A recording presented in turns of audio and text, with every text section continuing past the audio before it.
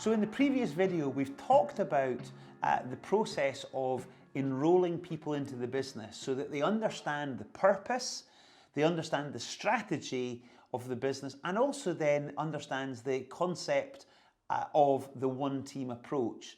So once we've done that and get the right people into the business, we want to make sure that we inspire these people. And we inspire people really through the environment that we create. So the culture of the business is critically important. So any attention that you give to creating culture is time very well spent. All too often, people might dismiss this as being wishy-washy fluff. They couldn't be more wrong. This is the critical part of building the team. Because what we want to do is we want to make sure that the team have the right kind of ethos about them. Because some people have come to me before talking about customer service. They might have had some challenges around some bad customer service reviews that they've had. Says, can you help us with customer service? The first thing I'll ask is, well, let me see your values. Because if you think about it, the values of the business effectively direct people in terms of what are the right behaviours to display each and every day. And then the behaviours that the team display internally then is what ultimately people on the outside of the business, your customers, then see. So actually culture and the brand experience that your customers see, they're almost two sides of the same coin.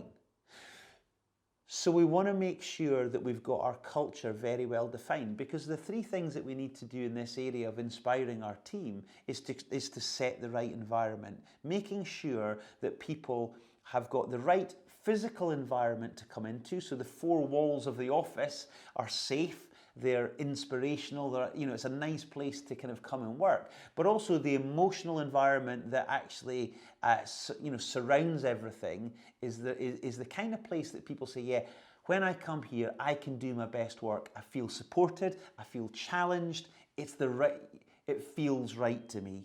I like being here.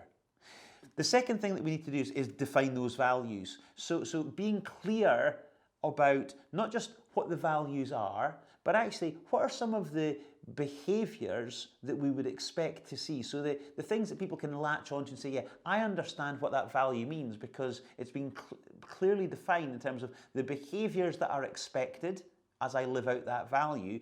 But also what's been helpful is to say, here are some behaviours that wouldn't be a good example in relation to these values. So again, that's really helpful. Tell people exactly what is and what isn't expected in support of each of the values.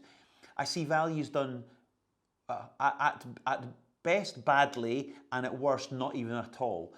So done badly, it might just be kind of a word or a phrase, maybe put on a wall and maybe in a handbook somewhere that no one pays any attention to. And at worst is people haven't even thought about it.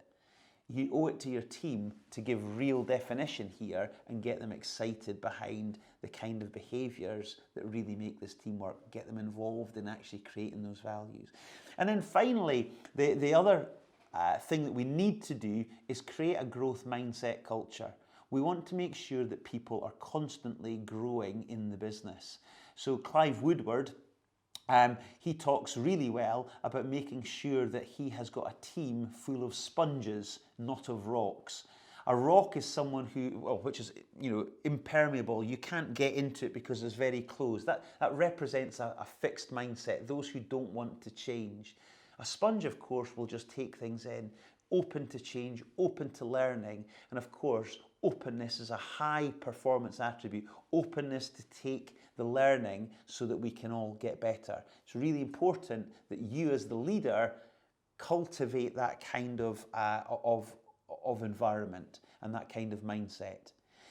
So what we're trying to do through this inspiring people is making sure that we move people from being transactional in the business, which is coming in, turning up, doing their work for the paycheck, to feeling a sense of belonging. I really enjoy coming into this place because it's meaningful work and I feel as if I can contribute. I love being here. That's what we're trying to achieve in terms of the feeling with our people.